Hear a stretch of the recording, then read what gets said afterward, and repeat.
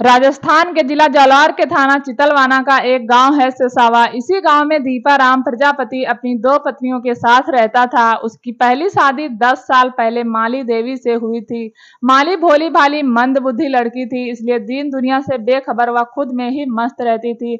लेकिन वह घर गृहस्थी के सभी काम कर लेती थी, भले ही वह काम धीरे धीरे करती थी।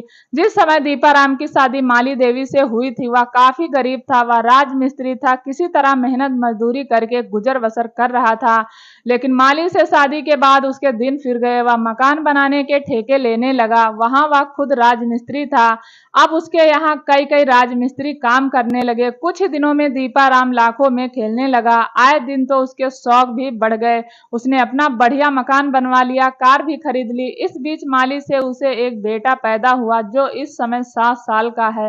मंदबुद्धि माली, जो कभी दीपाराम को सुघड़ और सुंदर, बहुत सुंदर लगती थी, पैसा आने के बाद वह बेकार लगने लगी। इसकी एक वजह यह थी कि वह सिर्फ औरत थी। वह ना सजती थी ना संवरती थी, दिन भर काम में लगी रहती थी और रात में कहने पर उसके पास सो जाती थी। इस तरह धीरे धीरे माली से उसका मन उचटने लगा। वह ऐसी पत्नी चाहता था जो उसे प्यार करे, सब समझ कर नखरे दिखाए। उसके पास पैसे की कोई कमी नहीं थी, इसलिए वह दूसरी शादी के बारे में सोचने लगा। उसे लगा कि दूसरी शादी के बाद ही उसकी जिंदगी की नीरसता दूर हो जा सकती है। दूसरी शादी का विचार आते ही वह लड़की की खोज में लग गया जो उसके लायक हो। इसके लिए उसने अपनी जान पहचान वालों को भी सहेज दिया। उसके किसी जान पहचान वाले ने एक ऐसी औरत के बारे में बताया जिसकी 3 शादियां हो चुकी थी, इसके बावजूद वह माँ बाप के घर रह रही थी। उस औरत का नाम था डॉली देवी। वह राजस्थान के जिला बाड़मेर के गांव सिवाना के रहने वाली पीराराम प्रजापति की बेटी थी। डॉली के बारे में दीपाराम को पता चला तो वह पीराराम से उसके एक परिचित के माध्यम से मिला।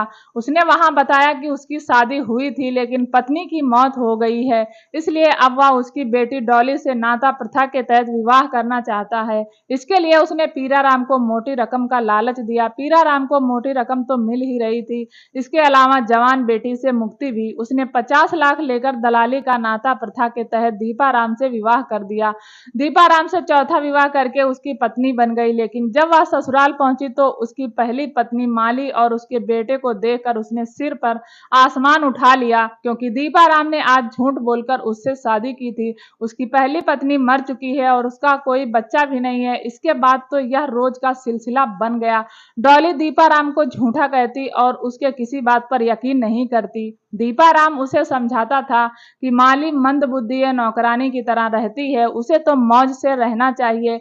लेकिन इस पर डॉली राजी नहीं थी। उसका कहना था कि वह पति का बंटवारा नहीं चाहती है।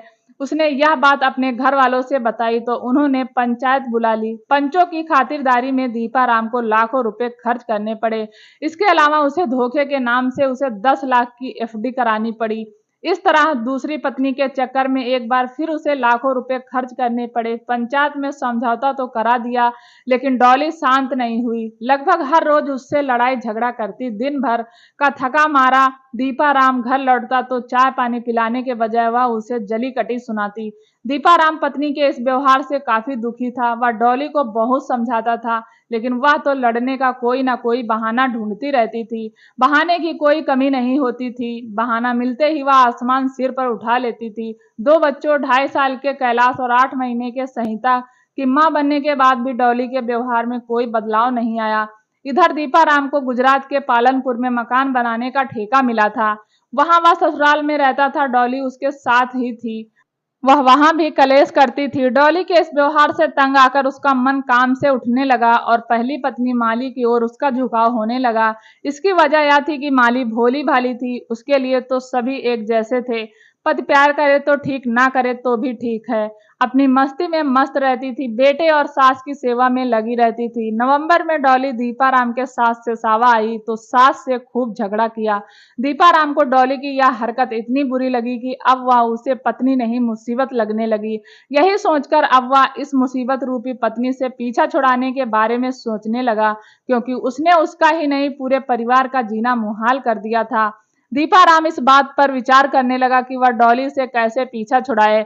उसे इस तरह मारना चाहता था कि लोगों को लगे कि उसकी हत्या नहीं की गई बल्कि दुर्घटना में मरी है।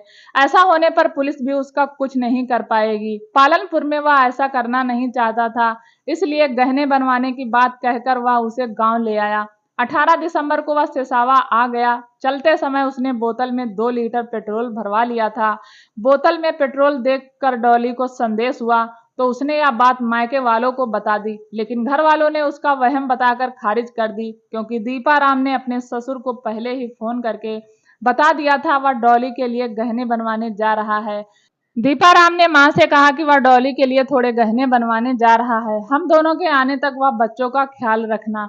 यह बात मंदबुद्धि माली ने सुनी तो गहने के लालच में वह भी भागकर आ गई और कार का पिछला दरवाजा खोलकर बैठते हुए बोली, मुझे भी गहने चाहिए, मैं भी साथ चलूंगी। दीपाराम उसे उतार भी नहीं सकता था दूसरे, इसलिए उसने कार आगे बढ़ा दी। डॉली दीपाराम की बगल वाली सीट पर आगे बैठी थी। उसने कार बढ़ा दी, लेकिन वह इस सोच में डूब गया कि वह अपनी योजना को कैसे अंजाम दे। वह एक बार फिर योजना बनाने लगा। इस बार उसके दिमाग में जो योजनाएं बनी उसके अनुसार उसने जिस तरफ डॉली बैठ गई थी उसी और गांव से करीब 2 किलोमीटर दूर सड़क किनारे पड़े पत्थरों से टकरा दी। संयोग से डॉली को कोई नुकसान नहीं पहुंचा। उसके मन में शंका तो थी। वह कार से उतर भागी। वह समझ गई कि दीपाराम उसे मारने के लिए लाया है।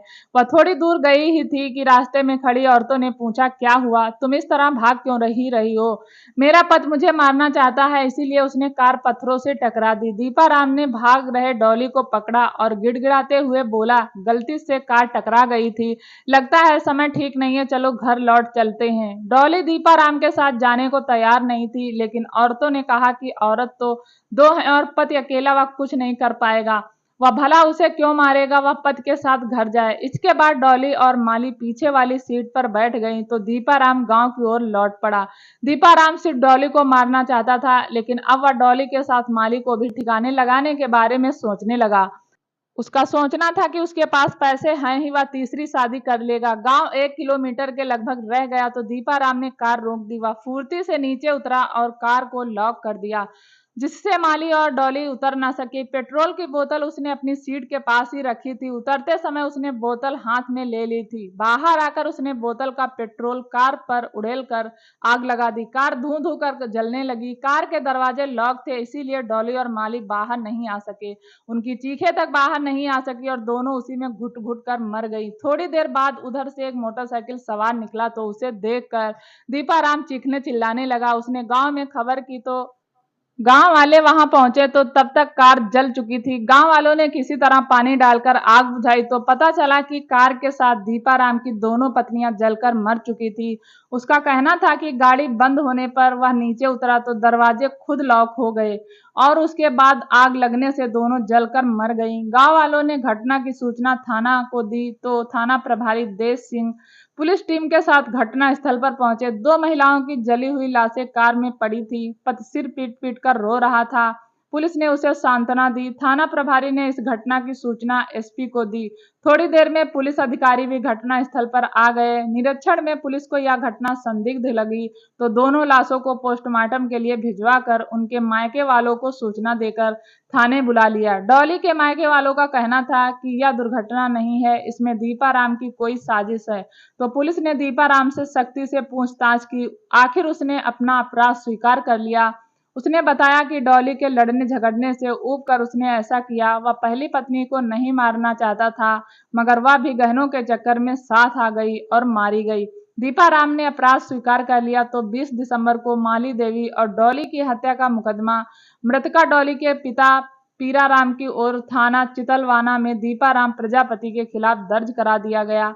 पुलिस ने उसे अदालत में पेश किया, जहां से उसे जेल भिजवा दिया गया।